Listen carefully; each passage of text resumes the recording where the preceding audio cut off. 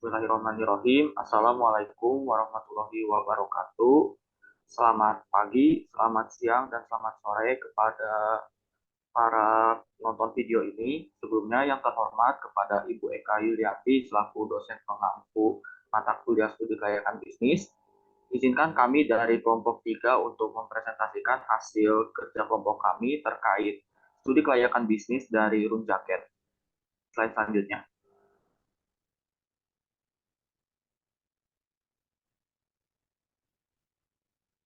Adapun anggota kelompok 3 yang beranggotakan Gian Naswa, Anissa Inayah, Aulia Nur Oktaviani, Wahidian Nur Aspari, dan saya sendiri Mas Dodi Prayogo. Untuk materi yang pertama akan disampaikan oleh Gia. Padanya dipersilakan. Baik, di sini terdapat latar belakangnya. Jaket telah menjadi bagian tak terpisahkan dalam dunia fashion dan pakaian sehari-hari. Mereka bukan lagi hanya pakaian pelindung dari cuaca, tetapi juga ekspresi gaya, fungsi, dan kenyamanan.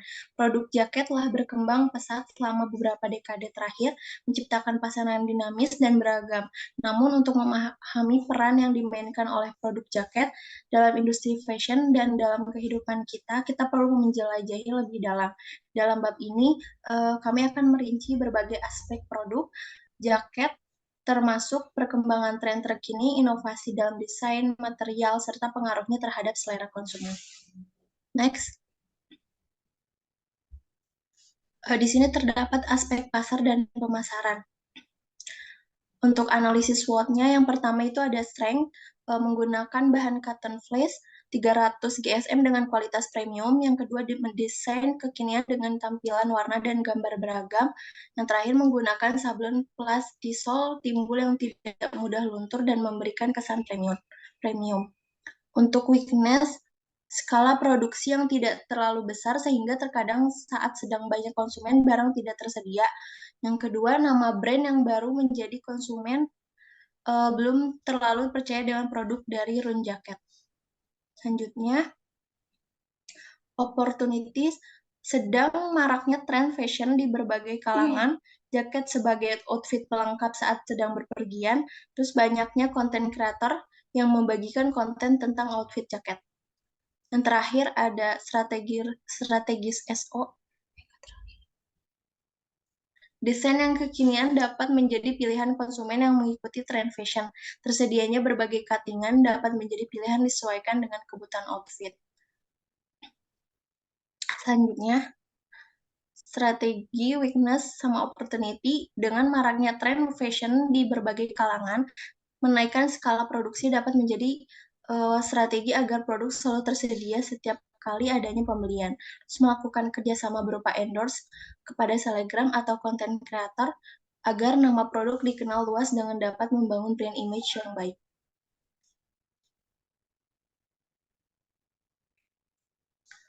Untuk trade, banyaknya pesaing terdahulu yang sudah mempunyai nama atau brand image yang baik di kalangan konsumen. Selanjutnya, strategi strength sama trade. Penggunaan bahan premium dapat menjadi keunggulan dibandingkan dengan pesaing yang sudah terlebih dahulu membangun brand, melampaui pesaing terdahulu dengan desain yang trendy dan kekinian. Strategi weakness trade, dengan banyaknya pesaing terdahulu agar tidak kehilangan konsumen karena produk tidak tersedia, maka meningkatkan skala produksi dapat menjadi strategi agar konsumen tidak beralih ke pesaing jika stok tidak tersedia. Mempromosikan secara sosial agar terbentuk brand image dan citra.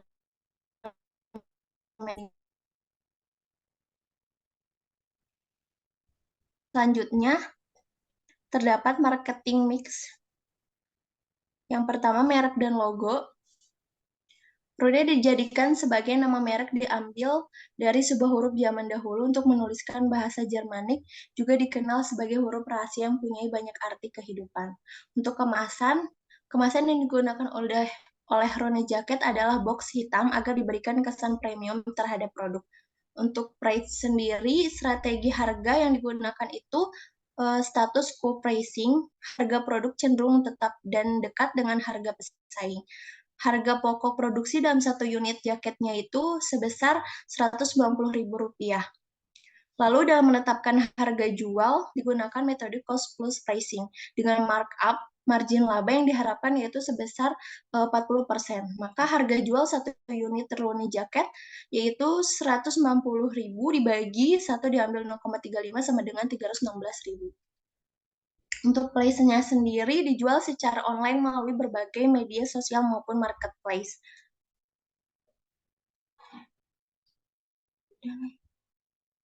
Cukup sekian dari saya. Selanjutnya akan dijelaskan oleh rekan saya. Baik, marketing mix yang terakhir ada promotion, promosi dengan cara endorse kepada selebgram ataupun konten kreator dilakukan oleh Rune Jacket guna membangun brand image agar lebih dikenal oleh konsumen. Next.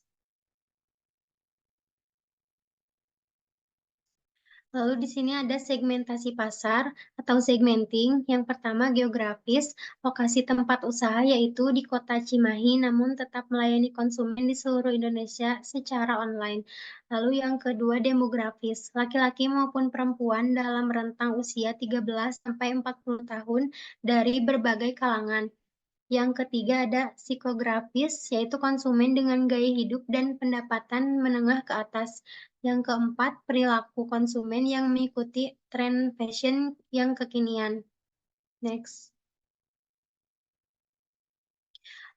Lalu targeting, segmentasi pasar yang dipilih memiliki ukuran yang besar dan pertumbuhan segmen yang cepat. Namun yang menjadi target utama adalah konsumen yang memiliki selera fashion kekinian, terutama Gen Z maupun milenial yang dimana mereka cenderung menyukai pakaian dengan gaya yang berbeda, trendy, modern, dan unik. Next. Lalu ada positioning, segmentasi serta targeting yang ditetapkan mengarah kepada konsumen utama, yaitu para kaum remaja yang menyukai pakaian trendy, unik, dan nyaman, sehingga produk ini akan menjadi pilihan Gen Z atau milenial kelas menengah ke atas, dan produk ini tentunya akan bersaing dengan brand-brand lain. Lalu ada aspek manajemen. Yang pertama, planning. Untuk usaha jaket dalam jangka pendek, dapat memulainya dengan melakukan riset pasar untuk mengetahui tren dan preferensi konsumen saat ini. Dalam jangka menengah, dapat memperluas pangsa pasar dengan menjalin kerjasama dengan toko-toko pakaian lokal atau membuka gerai sendiri. Pada jangka panjang, dapat mempertimbangkan untuk membuka cabang di kota-kota lain atau bahkan memperluas ke pasar internasional. Lalu ada aspek manajemen. Yang kedua ada organizing, pengelompokan departemen yang bisa dipertimbangkan yaitu departemen produksi, departemen desain, departemen pemasaran dan penjualan, departemen pembelian dan persediaan, lalu departemen keuangan, yang terakhir departemen layanan pelanggan.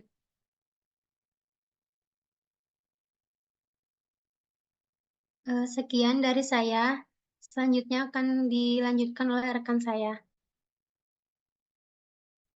Baik, terima kasih. Di sini ada aspek manajemen. Dari Aquating tetapkan target produksi yang realistis dan ukur pencapaian secara teratur. Pastikan aliran kerja yang efisien dan optimal dengan memperlihatkan aspek seperti perencanaan produksi, penggunaan bahan baku yang cepat, dan penjadwalan yang efektif. Lalu ada pantau kualitas produk secara berkala dan perbaiki proses produksi jika ditemukan kekurangan. Selanjutnya, lalu ada controlling. Untuk memastikan perencanaan terlaksana dengan baik, diperlukan fungsi pengawasan yang efektif. Pengawasan merupakan proses yang penting dalam menjalankan suatu rencana karena dengan adanya pengawasan, perencanaan yang telah ditetapkan dapat terpenuhi dan berjalan dengan baik. Selanjutnya, lalu di sini ada aspek finansial bisa dilihat dari mesin dan equipment. Dari total mesin terdapat dengan total 120 juta rupiah.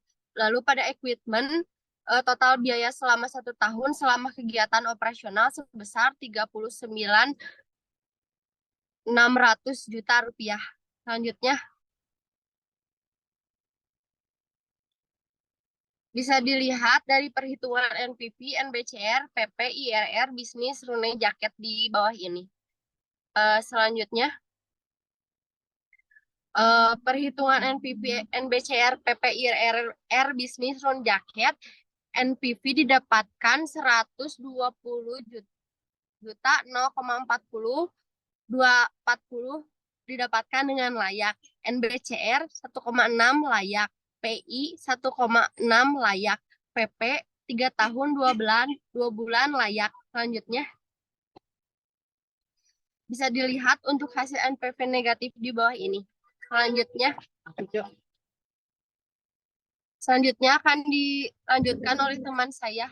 Terima kasih.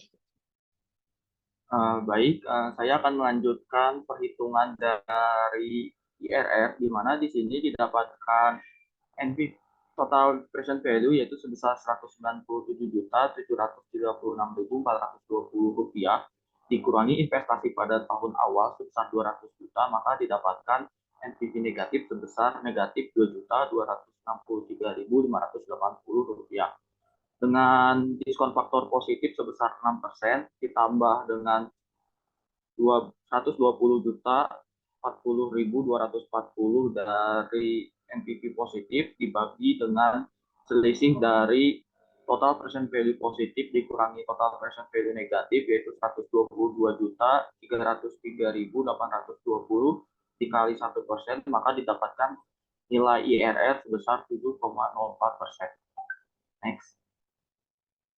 Selanjutnya yaitu ada aspek hukum. Ada beberapa hal yang dikerjakan oleh bisnis rune jaket untuk aspek hukum. Yang pertama yaitu pemilihan bentuk usaha, yang kedua pendirian usaha, yang ketiga pengurusan perizinan dan lisensi, yang keempat pajak, yang kelima kontrak dan perizinan, yang keenam perlindungan merek dan hak kekayaan intelektual, yang ketujuh kepatuhan hukum, yang kedelapan perlindungan hukum, dan yang kesembilan konsultasi dan ahli hukum. Next. Selanjutnya ada aspek industri dan teknis rune jaket, di mana untuk lokasi proyek bisnis ini lokasinya bertempat di Cibaligo dengan alasan pemilihan lokasi yang pertama yaitu melalui variabel primer. Yang alasannya itu yang A, dekat dengan pemasok bahan baku, yaitu kain yang berpusat di Cigondewa, sehingga biaya ongkos bahan baku bisa lebih terjangkau dan variasi pilihan yang melimpah. Lalu B, letak pasar yang dituju. Akses menuju pasar pusat kota mudah dan wilayah yang padat penduduk sehingga pasar yang didapat diakses besar dan juga potensial. Lalu yang C, tenaga listrik dan air. Lokasi pabrik yang berada di kawasan industri dapat dipastikan terjaminnya pasokan listrik dan air. D, suplai tenaga kerja. Dekatnya lokasi pabrik dengan wilayah padat penduduk dapat menjamin ketersediaan tenaga kerja. Lalu yang E, fasilitas transportasi lokasi pabrik memiliki akses jalan yang memadai serta ketersediaan sarana transportasi yang menunjang distribusi bahan baku dan produk. Lalu selain faktor primer juga ada faktor sekunder yang pertama yaitu A, hukum dan peraturan yang berlaku, di mana pemilihan lokasi pabrik di kawasan industri sesuai dengan aturan pemerintah kota untuk mendirikan pabrik skala besar di kawasan industri. Lalu B, rencana masa depan perusahaan. Lokasi industri membuat perusahaan dapat memperluas kawasan pabrik lebih mudah. Next. Selanjutnya, mesin dan equipment. 1. Mesin jaket makmal bukan tenunan. Mana mesin ini digunakan untuk memproduksi jaket lab non-woven memiliki kapasitas produksi 15-30 lembar per menit dengan berat 3.100 kg. Lalu mesin mixer double jacket. Mesin ini digunakan dalam produksi produk-produk yang memerlukan pendinginan. Ini dirancang untuk mencampur dan mendingan produk secara bersamaan. Lalu yang ketiga, mesin jaket. Contoh komputer jaket bawah otomatis yang dapat diprogram. Di mana mesin ini digunakan untuk menjahit template jaket. Ini juga merupakan mesin jaket template komputer yang otomatis yang dapat diprogram. Lalu selanjutnya ada template lengan panjang otomatis, di mana alat berat ini tuh merupakan mesin jaket produksi yang digunakan untuk menjahit template lengan panjang untuk jaket. Ini juga mengadopsi kepala mesin spinning yang dapat menjahit beberapa kabel secara bersamaan yang sangat meningkatkan efisiensi. Next. Lalu untuk equipment-nya, selain mesin juga terdapat perlengkapan lain yang digunakan dalam produksi runi jaket. Yang pertama yaitu alat pemotong, yang kedua alat ukur, yang ketiga alat press, yang keempat alat bordir, yang kelima aksesoris, yang keenam alat poles, yang ketujuh pola, dan yang terakhir yang kedelapan kulit atau kain. Nah, cukup sekian yang dapat saya sampaikan. Untuk pembahasan selanjutnya akan disampaikan oleh rekan saya. Selanjutnya di sini ada studi kelayakan bisnis dalam aspek lingkungan. Yang pertama itu terdapat limbah kain. Tentunya di sini untuk limbah kain sendiri karena kami Rune Jaket ini bergerak di bidang bisnis konveksi berupa jaket, tentunya potongan kain akan menjadi limbah dari produksi jaket tersebut. Nah, jadi potongan kain ini dapat digunakan untuk membuat produk lain seperti selimut tambal sulam dan boneka binatang. Jadi bahan ini juga dapat didaur ulang menjadi kain baru atau bisa digunakan sebagai isolasi. Nah, tujuan dari Rune Jaket ini menjadi pelopor jaket kekinian yang disukai oleh seluruh masyarakat Indonesia. Selanjutnya, langkah untuk mencapai tujuan yang pertama itu selalu mengikuti perkembangan tren fashion. Karena Gen Z atau anak muda zaman sekarang tentunya akan selalu mengikuti tren fashion atau perkembangan fashion terkini, baik itu secara global maupun lokal. Yang kedua yaitu menyediakan produk berkualitas dan terbaik yang nyaman digunakan. Selain mengikuti perkembangan zaman dan juga trendy, Rooney Jacket juga mementingkan kualitas dan kenyamanan bagi penggunanya agar pengguna merasa produk yang dibuat oleh Rooney Jacket ini dapat memuaskan harapannya.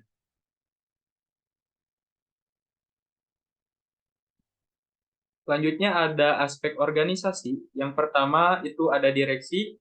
Tugas dari direksi ini memimpin dan mengurus perusahaan sesuai dengan kepentingan dan tujuan perusahaan. Yang kedua, menguasai, memelihara, dan mengurus kekayaan perusahaan. Lalu ada direktur keuangan. Di sini direktur keuangan mempunyai tugas untuk merumuskan program dan kegiatan di bidang keuangan dan juga treasury. Yang kedua, ada mengkoordinasikan pelaksanaan dan melaporkan kegiatan di bidang keuangan dan juga treasury. Lalu di sini direktur memiliki tugas untuk merumuskan dan melaksanakan kebijakan strategis perusahaan dalam bidang industri tekstil. Selanjutnya, untuk mengawasi dan juga mengelola operasional perusahaan termasuk produksi, distribusi, dan pemasaran produk tekstil. Selanjutnya ada direktur personalia yang mana memiliki tugas untuk menangani semua kegiatan terkait ke karyawan perusahaan, termasuk perekrutan, penempatan, dan juga pemantauan tenaga kerja.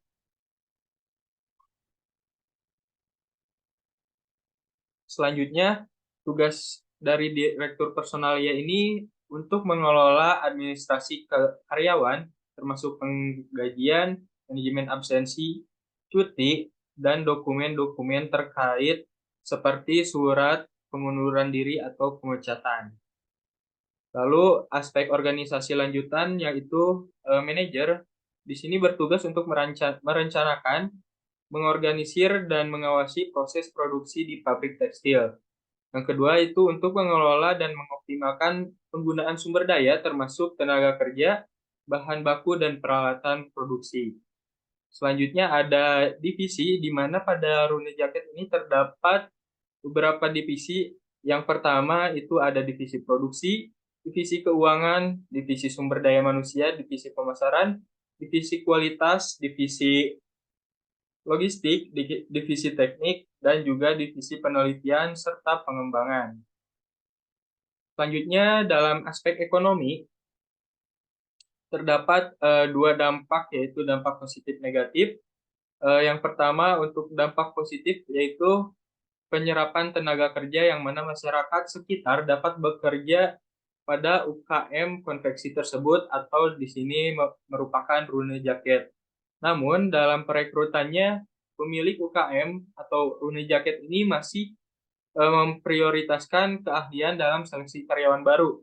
Namun hal ini sudah dapat membantu untuk mengurangi pengangguran di wilayah sekitar dan dapat memberikan penghasilan terhadap warga sekitar yang bekerja pada Rooney Jacket ini. Yang kedua, berkembangnya usaha lain di sekitar keberadaan UKM. Berkembangnya usaha toko sembako, warung makan, karena pada saat istirahat tenaga kerja, memanfaatkan waktunya untuk makan ataupun membeli jajanan dan tempat kos, serta kontrakan dekat dengan UKM atau Rooney Jacket ini. Lalu ada dampak negatifnya. Yang pertama itu adanya kenaikan mata uang asing jika mengimpor bahan baku dari luar negeri. Yang kedua, turunnya minat membeli konsumen yang disebabkan harga bersaing dengan produk lain. Yang ketiga, perkembangan tren yang cepat berubah sehingga desain yang dibawakan sesuai tren ini dengan cepat akan kurang diminati konsumen karena mengikuti tren yang berkembang dengan pesat. Selanjutnya, dalam aspek sosial, dampak positif terdapat ada 4 dampak positif dari aspek sosial ini. Yang pertama itu pemilik memberikan kontribusi terhadap lingkungan. Yang kedua, pemilik menjadi donatur kegiatan-kegiatan yang diadakan oleh lingkungan. Yang ketiga, memberikan door prize saat hari kemerdekaan. Yang keempat, memudahkan warga sekitar jika akan memesan seragam. Lalu ada dampak negatif, di mana limbah yang mengotori lingkungan masyarakat, yaitu pengolahan limbah yang kurang baik. Yang kedua, ada kebisingan yang ditimbulkan selama proses produksi seperti suara mesin diesel, musik yang diputar oleh karyawan yang terlalu keras. Oke, di sini untuk kesimpulan dan sarannya, yang pertama itu ada kesimpulan yang mana berdasarkan studi kelayakan bisnis yang dilakukan oleh Rooney Jacket ini, menunjukkan bahwa bisnis fashion brand Rooney Jacket ini memiliki potensi yang besar dengan strategi pemasaran yang kuat, perencanaan yang terukur, juga berorientasi pada produk yang berbeda namun dengan kualitas yang terjamin.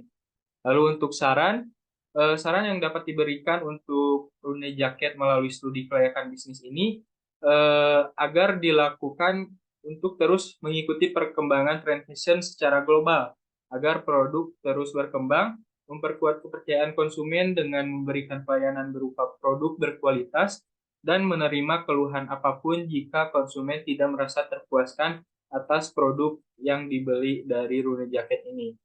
Mungkin cukup sekian yang dapat saya sampaikan.